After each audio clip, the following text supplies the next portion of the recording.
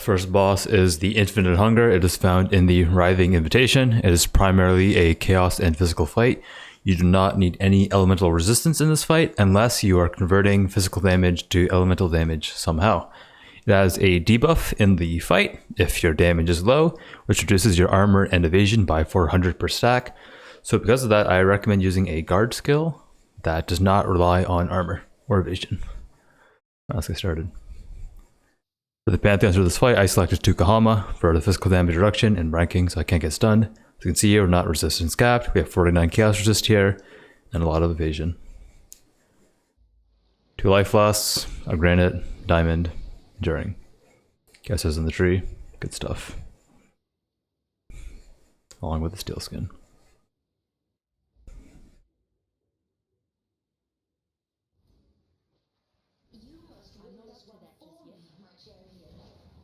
You walk up, the fight starts. He has some basic abilities, they're all very tankable. He also has a charge ability that you don't want to get hit by when he puts the staff down. There it is, he says slaughter. Very easy to dodge. Now this ability right here, I'm going to pause real quick. Let me get him on screen. Oh, it's a bit pixelated, but that's okay. So basically it goes down in this tentacle form, and so far the strategy I've found for this is that you kind of let him run under you and you just dash away. Or you run over him, take your pick, and then he'll come out of the ground and you start fighting again. So at the start of the fight, if you do have physical mitigation via armor, then you're fine, right? But if you have some debuffs on you, then he can actually one-shot you. Well, he can one-shot this character. Most characters usually have a bit more life than this. So my strategy to make sure I don't get one-shot when I have no mitigation is to just run steel skin. So the idea is, you guys near me, I press steel skin, I'll let him go under me, bam, life's good. The other option here is you can just be a class like a Juggernaut, or just, you know, a class that has other damage reduction sources, such as a champion with Fortify, or just endurance charges on like any character. Let's go check it out. As you can see, he went under right there. Then eventually he comes up out of the ground. I actually want to take a moment and pause here and talk about this chaos degen. I believe this is chaos and physical degen on the ground right now. It's basically these green desecrated ground type areas. Don't stand on them. Keep it simple.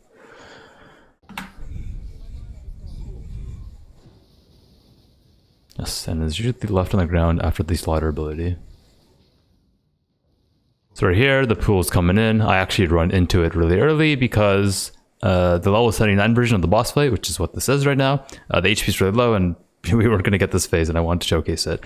So you're into this pool, you're getting some poison stacks, that's okay. In the real fight, you don't run into it. You just hang around in the corner here and then you just try to get as much DPS as you can safely, as long as he is not underground. And then when you get teleported in, you would then will do the next phase. Now let's talk about it. So you spawn in this random area and you need to find the exit. This map area is very large, and first time you do this, you might have no idea where to go. So there is a secret here. Secret is you need to look at the sludge. This is the sludge on the ground, and you kind of just want to guess where it's going, right?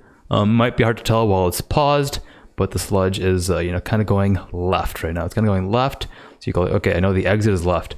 I highly recommend also having your minimap open. Either you look at the top right minimap or you just have it open on the screen. Because if you do go the right way, the exit's actually really close and you'll see the portal very quickly. So let's go play it.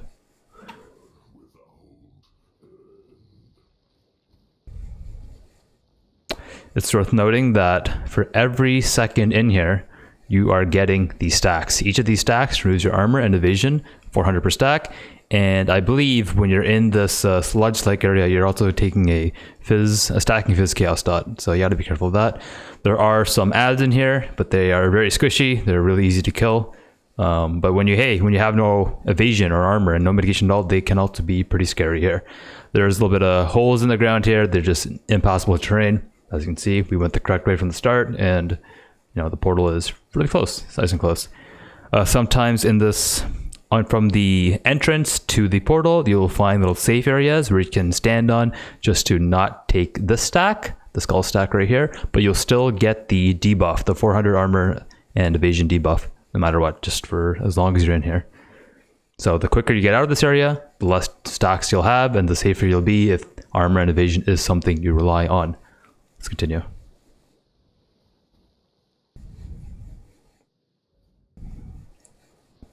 As you can see, he's underground right now. I'm gonna try to pop my steel skin since I have lost a lot of mitigation. There we go. So this is a giant slam ability he's doing right now. Seems like he says obliterate, that seems to be the line. He puts his staff in the air, he's gonna do a big giant slam. Sometimes the AoE for this ability seems bigger than it is, so I just run away really far and just play it really safe here. Boom. There you go, easy clap. That's Eater, pardon me, Infinite Hunger. Alright, next up is Eater of Worlds. This is probably the easiest fight out of the new 4 bosses. They are primary lightning and physical damage, but they're one of their abilities have a slam ability. Pardon me, a cold, there's some cold damage on one of their abilities, which is also their slam. We're running some D-term here, some purity of elements, because we want to be immune to shocks, and some Defiance Banner. So, as you can see, the fight starts really quickly, and there's some tentacles coming out of the ground. These abilities, well, I'm going to put it this way. Almost all of his abilities are tankable. If any, actually, I want to say every single ability is tankable in this fight. These tentacles especially. To me, these tentacles are, hey, let's have infinite flash charges, right? So it's one thing you've seen on a lot of my characters now in these boss fights is I have the prefix where you gain flash charges when you are hit by an enemy. So you got 3 of these little tentacles just whipping you every second. Well, there you go. Now you got infinite flash. Life is great.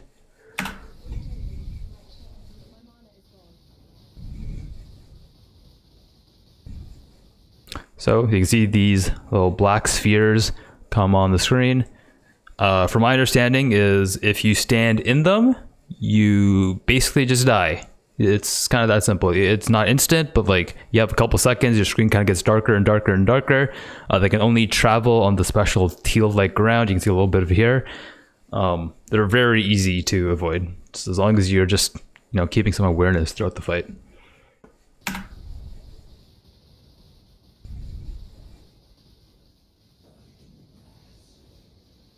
So Writhing Mass is a new ability right now. He makes these giant tentacles come out of the ground and then they slam. The slam itself does not do that much damage, but what can do a lot of damage is the tentacles then retract back into the ground. And as they're retracting, they take a lot, right? And that can get you low. But hey, if you have some mitigation, even that is also tankable. These, they go into the ground, I flame dash away, and they retract back into the ground.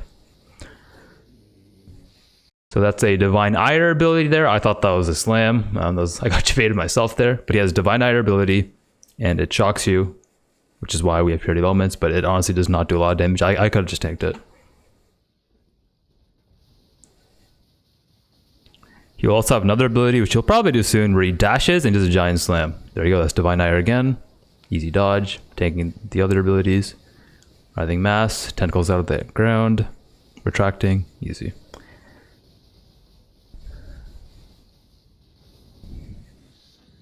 Alright, Inescapable Doom. So you usually say a line like this, Inescapable Doom. Basically what's going to happen, this is kind of like Maven memory phase. He's going to have this little lightning storm thing. It's going to spawn and it's going to get bigger and bigger and bigger slowly. How you avoid it though is you essentially need to stand in 8 circles. Maven's even going to tell you, champion, energize the spears or whatever she says. You stand these 8 circles, you can count to 8 if that helps you, and then bam, the phase is over.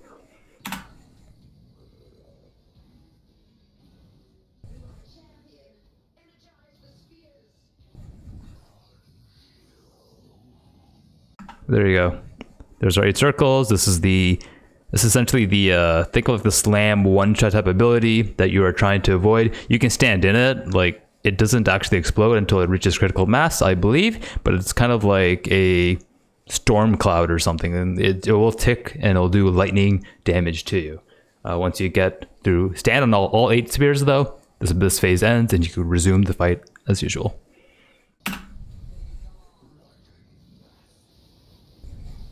Hoping we see a dash slam soon so we can showcase that.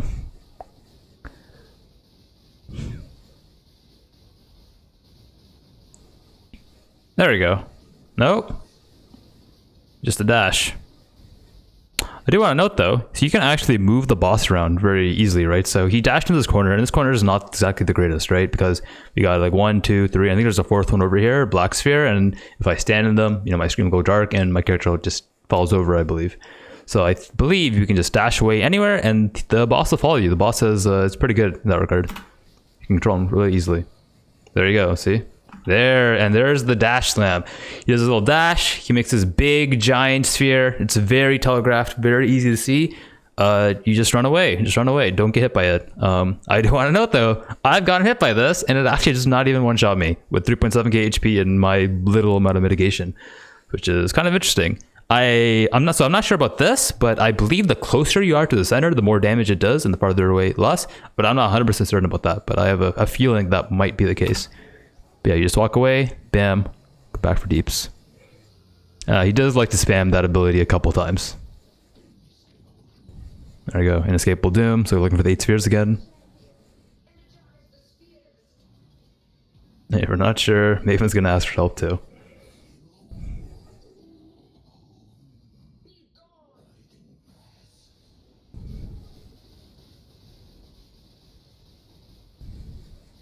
Now we're just doing damage.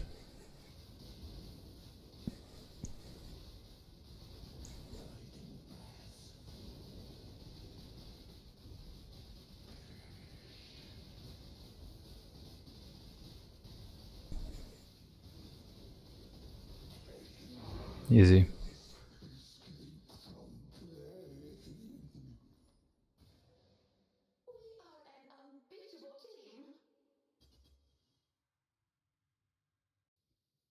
Up next, we have the Black Star fight, found in the Polaric Invitation.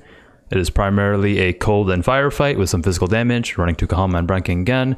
See, I'm unspecking my Chaos Resist nodes here, and I'm specking Flask nodes to allow me to recharge flasks on hit. So I'm going to pause, I'm going to note my flask real quick. I'm running a Granite Flask, a Sapphire Flask, and a Ruby Flask. I am basically mitigating all of the damage now in the fight. The idea here is I want to get hit by a lot of things, actually. So I want these flasks to be up permanently, which is why I have getting more flask nodes so they are up permanently. And of course we have the prefix on them. There you go. Tukahama again, if I haven't already said that, or more mitigation. So the key thing in this fight is there are 2 halves in the arena once we get in here. There's a cold half and a fire half.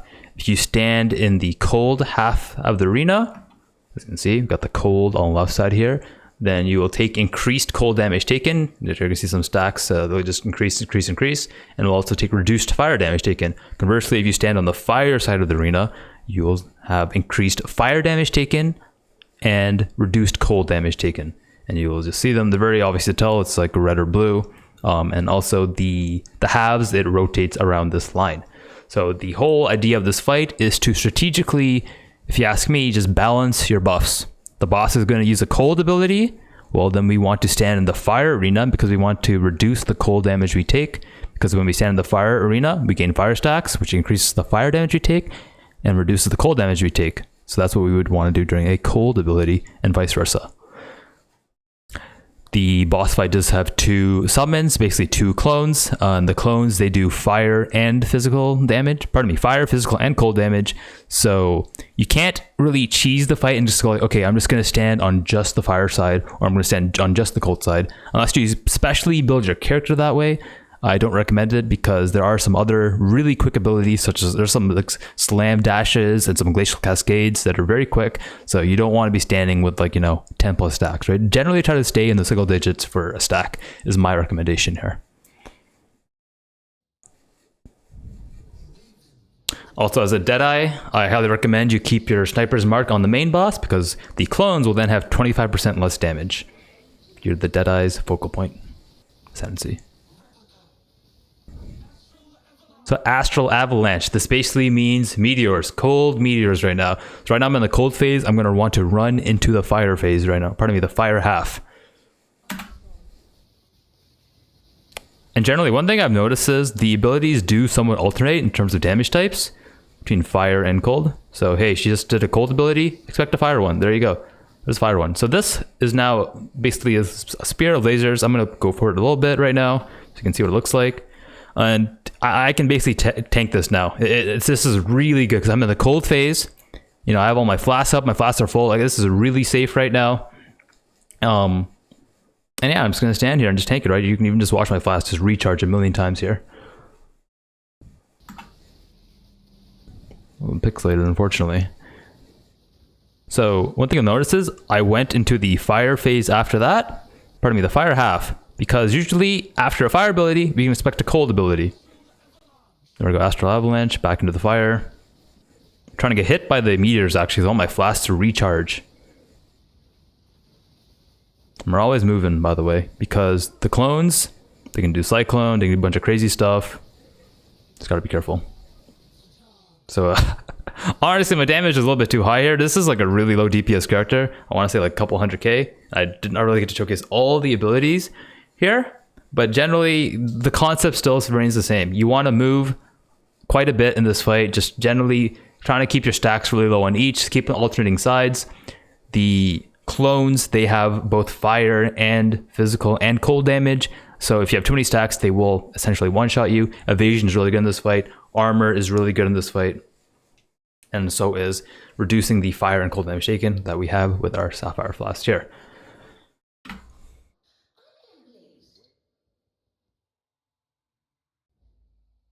All right, now we got the Searing Exarch. This is actually from the SFHC portion of the race. So, Tukahama, ranking once more, Ruby Flask once more, using the same Flask recharge technology as the last fight here. And the nice thing about this fight is you can kind of tank everything. I'm playing a little bit scared here. It's my first time doing it in hardcore, so I'm moving a little bit, but it's honestly very tankable. There's a couple of key abilities here, but nothing too scary. I'm going to pause real quick here. So two things I want to talk about right here. One, Disintegration. This is essentially this flame wall like ability. It does not really do that much damage, I've noticed, unless you have debuffs. And the debuff is what you get from these things, which are very predictable, very easy to see. And what they do is they reduce your fire resist, and they reduce the cooldown recovery for movement skills. AKA, you know, my Flame Dash, my Blink Arrow, they will have longer recharge time, essentially. So nodes like Fleetfoot, for example, are a good way to counter that. They can keep your character alive, potentially if you rely on your movement skills in this fight. And also, as I said, you don't want to stand on these. When they appear, they are very obvious when they appear, right? So you'll see them appearing in a line, and then like, okay, so let's say like it's like a line here, right? And then another one will be here, another one there, right? Hopefully I can find a good example of that later in the fight. As I said, so Disintegration, Flame Wall, doesn't really do much unless you have a debuff on you. Let's keep going. You can have it in Cleansing seems like auto attack type ability. Annihilation is essentially this fire barrage, very tankable, great for refilling your flasks. Super good for refilling flasks here. Annihilation. Every time I hear Annihilation, it just feels so good. And actually the debuffs at the top here just slowly going up. Disintegration again. See, I have a stack now, so I probably have to move a little bit. I can't just face tank anymore. Incineration. Alright, Incineration basically means run away, go to the edge of the screen as far as you can. It's basically a big giant AoE boom.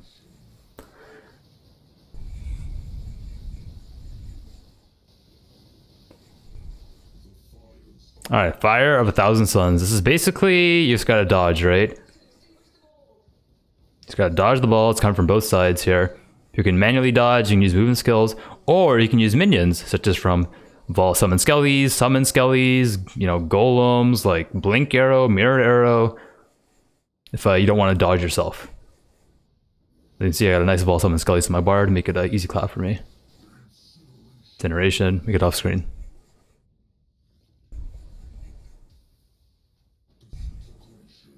Integration, we're chilling because we have no debuffs. That's good. Annihilation, Barrage, refill my flasks, thank you.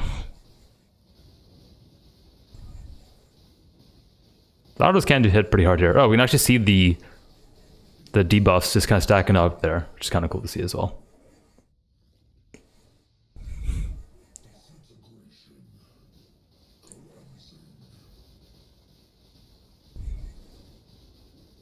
We should have one more dodge phase here. As you can see, cannot tank that when I have debuffs on me. So in the dodging phase, it can get pretty sketchy when you run out of areas to stand in when there's a lot of square debuffs on the ground that ruins your dodging space. And there you go. Thankfully our arena is pretty clean right now. While summon Skellies, give me more room, and then we just gotta play good after they run out. You recommend hitting a Ruby Flask if you're worried you're gonna get hit.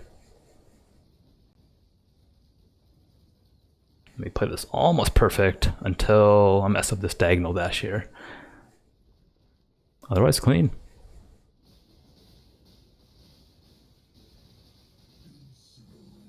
Generation, get off screen.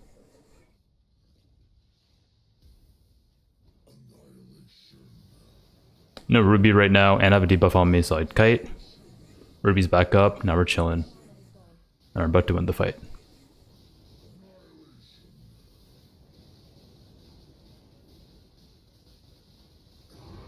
And GG.